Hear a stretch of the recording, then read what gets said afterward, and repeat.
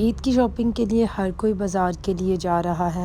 Market का rush ही बता रहा है करीब आ चुकी है। रात में अगर हम बाज़ार जाते हैं तो टाइम का पता ही नहीं चलता और दिन में ये लंबी चौड़ी लाइनें लगी होती हैं। सबसे पहले जी मैं गई एटीएम पे और यहाँ पे शदीद किस्म की और बहुत ज़्यादा रश भी था, लेकिन लेडीज़ होने की वजह से मुझे उन्होंने फेवर दे दिया तो मेरा टाइमली काम हो गया। शॉपिंग स्टार्ट करनी थी बेसिकली आज बच्चों की, क्योंकि बच्चों की काफ़ी सारी चीज़ें रहती थी। सिस्टर आई हुई थी शॉपिंग करने के लिए, दिन में चले जाते हैं क्योंकि रात में बहुत ज़्यादा टाइम जल्दी गुजर जाता है। बिल्कुल भी टाइम का अंदाज़ा नहीं होता, लेकिन ये रश बता रहा था बहुत बुरा हाल होने वाला है। आजकल जो भी मार्केट जा रहा है वो अच्छी तरह से जानता होगा इस सिचुएशन को, डेली बेस पे ही इसे हैंडल करना पड़ता है।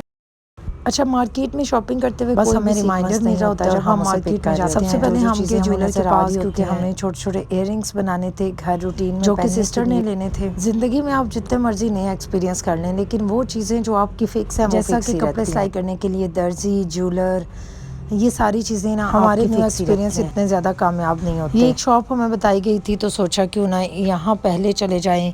फर्स्ट एक्सपीरियंस था यहाँ खास अच्छा नहीं था, इसलिए हम वापस अपनी ज्वेलर के पास चले गए जहाँ से पहले सारी चीज़ें सिटी में रहने वाला है तो यकीनन उसे ये सारी मार्केट और इन सारी चीज़ों का आइडिया होगा। मार्केट में बहुत अच्छी शॉप है ज्वेलर की, यहाँ पे मोस्टली हम आते हैं तो इन्हीं के पास आ गए। डिज़ाइन भी काफ़ी ज़्यादा यूनिक ये चीज़ मैं पिक करना चाह रही थी, लेकिन इसलिए कि आप डेली रूटीन में जब इस चीज़ को कैरी करते हैं तो इवन अपना हाथ हो जाता है, दुपट्टा या कोई भी चीज़ अटक जाए तो ये काफ़ी ज़्यादा मुश्किल हो जानी थी, इसलिए हमने उस डिज़ाइन को स्किप किया। यहाँ पे मैं आप लोगों को शो करवाती हूँ, ये मैंने पसंद किए थे, मुझे बहुत ज़्यादा खूबसूरत लगे डेली रूटीन में पहनने के लिए। अच्छा, ये सारी चीज़ें कंप्लीट करने के साथ साथ मुझे याद आया कि मेरे पास ये पड़े हुए थे चांदी में, मैंने रिंग बनवानी थी। इन पत्थर के बारे में मैं कोई नॉलेज तो नहीं रखती क्योंकि मेरा एक्सपीरियंस नहीं है, लेकिन मुझे ये दिए गए थे तो मैंने सोचा चांदी में, इसलिए मैंने रिंग भी दे दी है। इसके साथ साथ हम जी मार्केट में चलते जा रहे हैं और मेरा दिल इतना घबरा रहा था गर्मी धूप की वजह से, लेकिन मैं आप लोगों को बताती चलूँ कि इस वक्त मार्केट में फ्रूट इतना खूबसूरत है खाने के लिए, मुझे ऐसे लगता है हर चीज़ सीजन के अकॉर्डिंग ही अच्छी लगती है।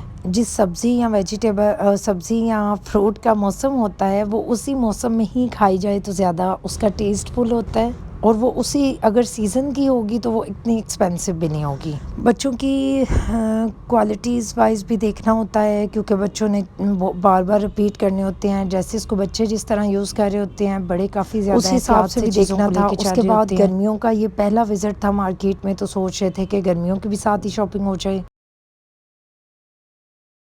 एंड मोस्ट इम्पोर्टेंट इस चीज़ को ईद भी करते हैं कि ईद के हवाले से ज़्यादा जुड़ा ही होता है कि बच्चे, इवन मैं खुद यही फोकस करती हूँ कि मेरा ईद के लिए ड्रेस जो है वो स्पेशली लगे, नॉर्मल हम पूरा सीज़न ही तो पहनते हैं। अच्छी थी, इनके पास काफ़ी अच्छी वैरायटी थी। ये हम डिस्काउंट शॉप है, एक बहुत फेमस है मंडी बहुद्दीन में, यहाँ पे खूबसूरत वैरायटी थी, लेकिन यहाँ पे भी हमें कोई खास सिलेक्शन नहीं लगी। अभी न्यू अराइवल भी था और ईद भी था, ईद के बाद मुझे लगता है काफ़ी अच्छा स्टॉक आने वाला है। मैं अपने लिए भी देख रही थी क्योंकि मुझे भी ईद का ड्रेस लेना था, लेकिन अभी तक कुछ भी पसंद नहीं आया था। 4 घंटे मार्केट में लगा चुके थे और अभी तक हमने कुछ खास शॉपिंग नहीं की। ईद आती है, कोई भी इवेंट आता है तो मैं बच्चों की तरह खुश होती हूँ कपड़े लेने के लिए, जूते लेने के लिए। मोस्टली लड़कियां इस चीज़ को बहुत पीछे छोड़ देती हैं, शादी के बाद तो स्पेशली ऐसा होता है। तो मेरा ये ख्याल है कि कुछ इवेंट ऐसे होते हैं, ये चीज़ें ऐसी होती हैं जिन्हें साथ बच्चों के लिए भी चलना चाहिए, लेकिन खुद को भी एक्टिव रखें। अगर हम खुद को इतना डल छोड़ देंगे तो हमारी ख्वाहिशें आहिस्ता आहिस्ता इतनी डाउन लेवल पे चली जाएंगी कि हमें चाह के भी कोई चीज़ अच्छी नहीं लगेगी, ज़िंदगी में भी काफ़ी ज़्यादा बोर हो जाएंगे। अच्छा, इसके साथ साथ मुझे अपने रूम के लिए भी कुछ